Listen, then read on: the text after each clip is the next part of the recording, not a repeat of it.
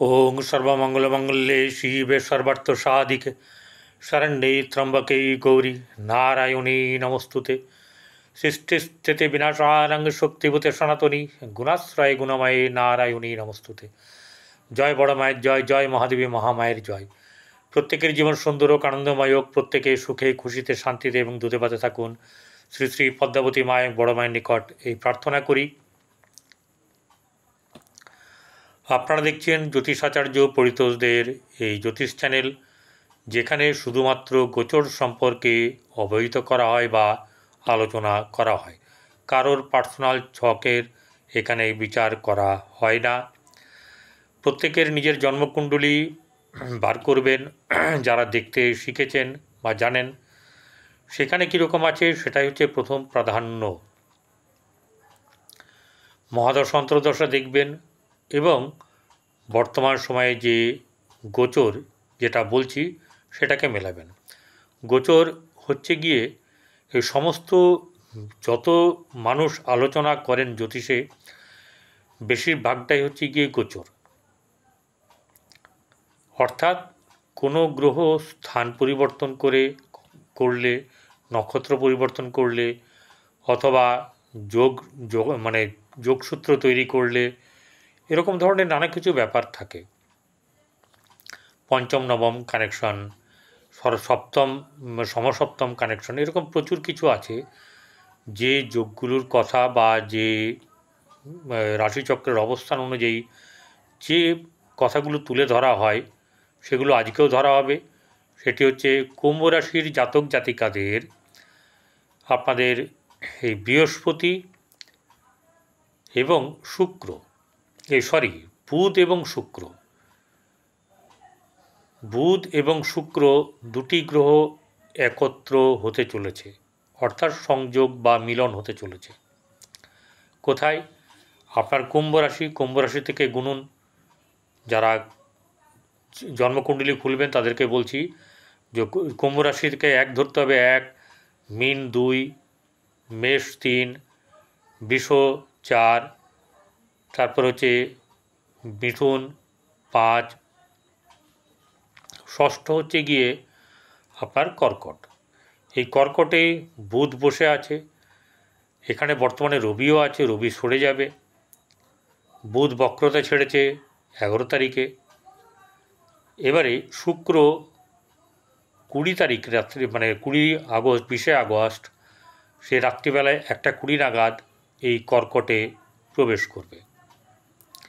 এই কর্কটে যখন প্রবেশ করবে তখন কি হবে?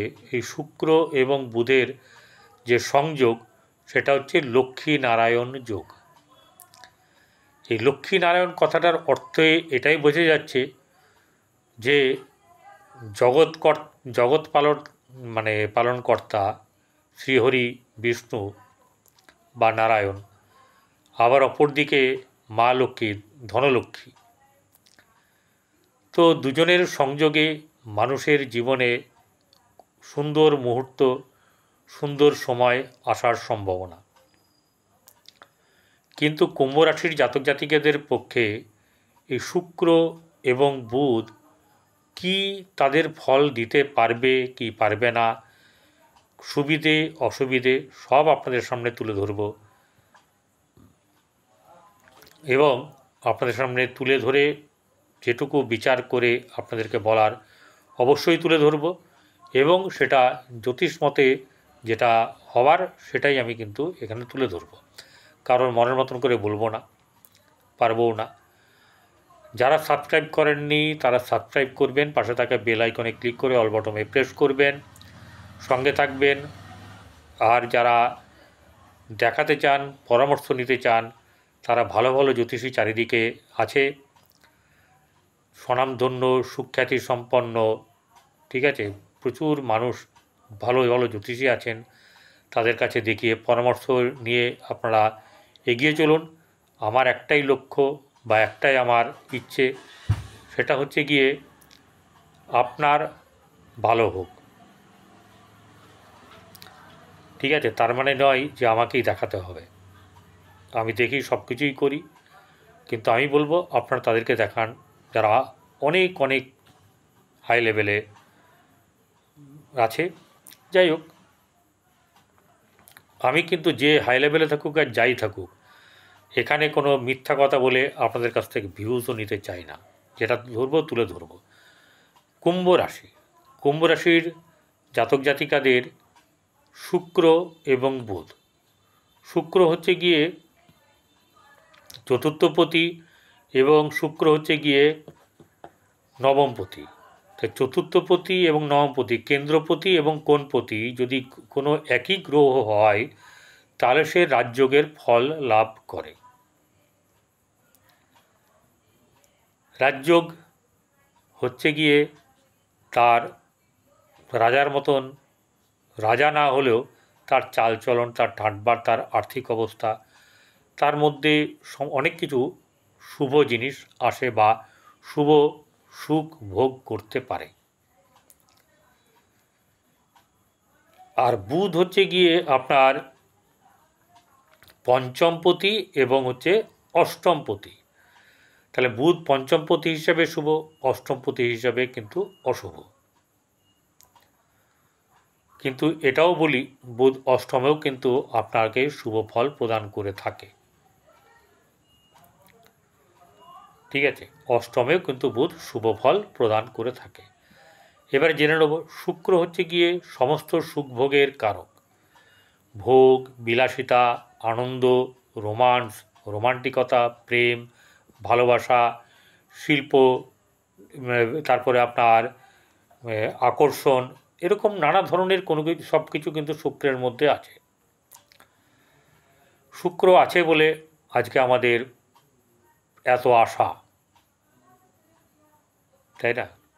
কীরকম দেখুন, মানুষ দেখবেন, আমার দীর্ঘ অভিজ্ঞতাই বলি,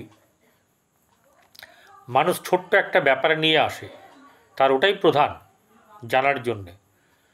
যখন আসে, যখন ওটার ব্যাপারে শুনে নেয়, তারপরে আরেকটা, ধরুন চাকরির জন্যেই এলো, চাকরি যদি হয়েছে তাহলে তার বউ কেমন হবে, প্রেম করে হবে না দেখে শুনে হবে, সন্তান হলে সন্তান কেমন হবে, শ্বশুর শাশুড়ি কেমন হবে, ঘর আছে কিনা, বাড়ি হবে কিনা, এই রকম নানা রকম ব্যাপার। তাহলে মানুষের আশার কোনো শেষ নেই, ওই জন্য দুঃখেরও কোনো শেষ নেই। যাদের বেশি আশা তাদের বেশি দুঃখ, যাদের কম আশা তাদের কম দুঃখ হয়। এটা আমার কথা নয়, স্বয়ং ঈশ্বরের কথা। ঠিক আছে, তো এখন ব্যাপার হচ্ছে গিয়ে এই শুক্র, দেখুন আপনারা যখন বিয়ে থাক করেন, তার আগের অবস্থাটা চিন্তা করুন। কোনো পুরুষের ক্ষেত্রে তার ঘরে তার চৌকিও নাই, বা থাকলেও সেরকম ধরনের ব্যাপার, আলনার ব্যাপার থাকে না, একটা দড়ি টাঙানো থাকে, তাতে হ্যাঙ্গার দিয়ে জামা ঝোলানো, ঠিক আছে, একটা ছোট চিরুনি, আয়না, এরকম থাকে, বেশি কিছু তো থাকে না। যদি রান্না করে, রান্নার সরঞ্জাম যেটুকু না থাকলে নয় সেটুকুই তার একার জন্যে। কিন্তু যখন সে বিয়ে করে আসে, তারপর দেখবেন সেই ছোট ঘরটা অনেক বড় ঘর হয়ে যায়, অর্থাৎ সে চেষ্টা করে আর একটা রুম নেওয়ার, কারণ তার স্ত্রীর লাগবে। ড্রেসিং টেবিল থেকে আরম্ভ করে, আলমারি থেকে, আলনা থেকে আরম্ভ করে নানা রকম তার দ্রব্য লাগে।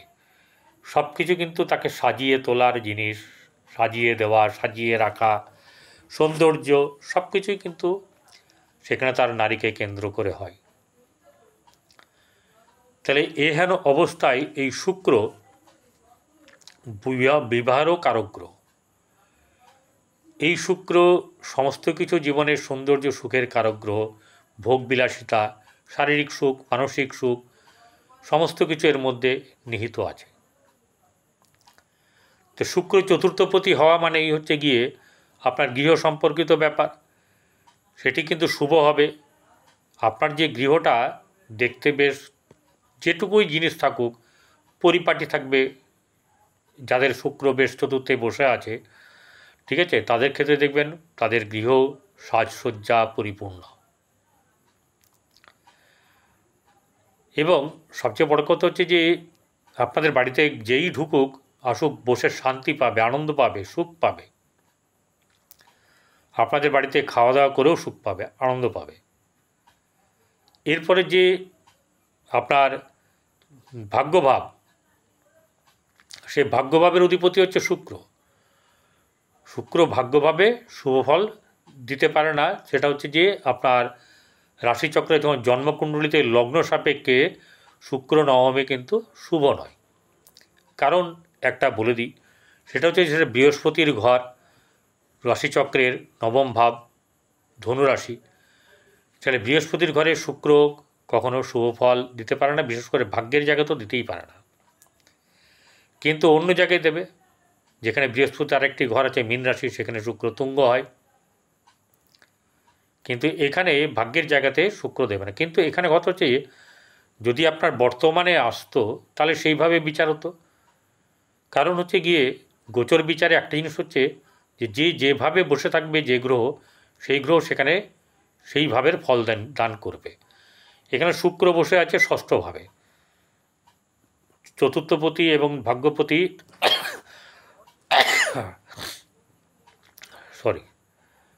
সে বসে আছে ষষ্ঠভাবে। ষষ্ঠ ভাব হচ্ছে শুক্র থাকা গোচরে কিন্তু শুভ নয়।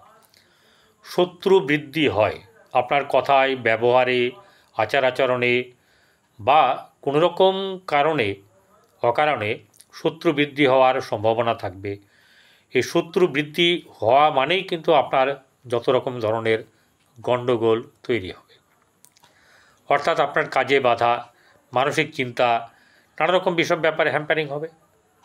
কিন্তু এই শুক্র আবার ওই ষষ্ঠভাবে থেকে আপনার দ্বাদশে দৃষ্টি দেবে। তার দ্বাদশটা কিন্তু বেশ উন্নত মানের হবে, আনন্দদায়ক হবে। যারা বৈবাহিক জীবন যাদের, তাদের সম্পর্ক খুব, স্বামী স্ত্রীর মধ্যে সম্পর্ক ভালো হবে, রোমান্টিক জায়গায় ঘুরতে যাওয়া, বেড়াতে যাওয়া ইত্যাদি ব্যাপারগুলো হবে এবং নানা আনন্দ লাভ হবে।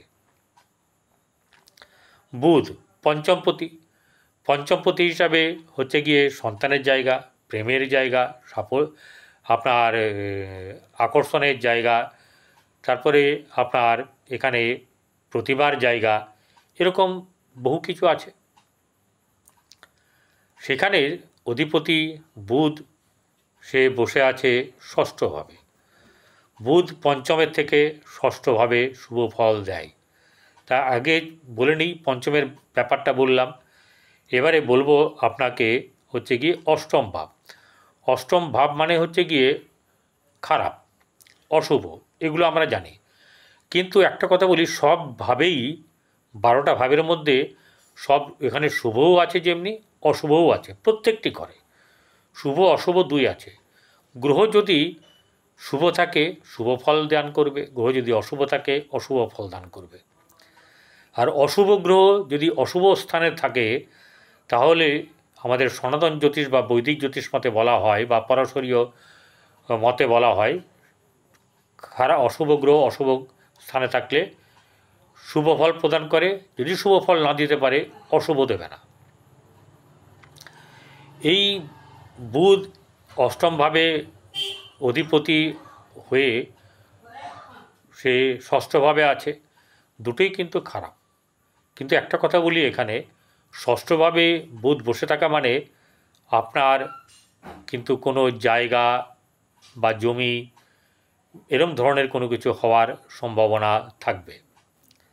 জমি বাড়ি এরকম ধরনের সম্পত্তি কিছু হওয়ার সম্ভাবনা থাকবে। এরপরে হচ্ছে এই শুক্র এবং বুধ যে দুজনের ক্ষেত্রে যে লক্ষ্মী নারায়ণ যোগ ষষ্ঠভাবে অবস্থান করা মানে, এখানে একটা কথা বলি, যখন দুটো গ্রহ এক জায়গায় হয়ে গিয়ে লক্ষ্মীনারায়ণ যোগ হয়েছে তখন ষষ্ঠভাবে কোনো অশুভ ফল আপনাকে প্রদান করবে না। আপনার ক্ষেত্রে শত্রু দমন হবে, শুধু তাই নয়, আপনার রোগ যদি থাকে রোগের আপনার মানে কমতি হতে থাকবে, ধীরে ধীরে সুস্থ হতে থাকবেন। আর যদি কিছু লোন নিয়ে থাকেন ঋণ পরিশোধ হওয়ার ব্যাপার থাকবে। যদি আপনার কর্মের ব্যাপারে খোঁজ করেন বা কর্মী হয়ে থাকেন তাহলে কর্মের ব্যাপারে প্রতিষ্ঠা লাভ হওয়ারও সম্ভাবনা থাকবে। যারা কর্ম করছেন তাদের কর্মে পদোন্নতি হওয়ারও সম্ভাবনা থাকবে। এবারে এই দুটি গ্রহ কি করছে, দ্বাদশে দৃষ্টি দিচ্ছে। আমাদের দ্বাদশ স্থানটাও খুব খারাপ, কিন্তু দ্বাদশে এই দুটি শুভ গ্রহের দৃষ্টি হেতু আপনার কিন্তু গৃহে খুব বিশেষ করে স্বামী স্ত্রীর মধ্যে সম্পর্কের উন্নতি ঘটবে। বেড কমফোর্টের জায়গাটা বিশেষ করে শুভ হবে, আনন্দদায়ক হবে। এছাড়া ভালো রোমান্টিক জায়গায় ভ্রমণ, দুজনের মধ্যে কথাবার্তাতে অনেক গভীরতা থাকবে এবং সমস্ত কিছু আনন্দদায়ক ব্যাপারটা হবে। তাহলে এই বুধ এবং শুক্র আপনাদের এই কুম্ভ রাশির ক্ষেত্রে কিন্তু অশুভ ফল প্রদান করার মতন জায়গাতে নেই, এবং যে অশুভর কথাগুলো বললাম সেগুলো হয় পরিমাণে কম হবে, আর না হলে আপনার অশুভত্ব হবে না। দেখতে হবে এই দুটি গ্রহ আপনার জন্মকুণ্ডলিতে কেমনভাবে আছে। যাই হোক, আপনার গরু, কুকুর, কাক, পক্ষী এদেরকে খাওয়ান, স্নান করার পরে আতর বা পারফিউম ইউজ করুন। ভালো থাকবেন।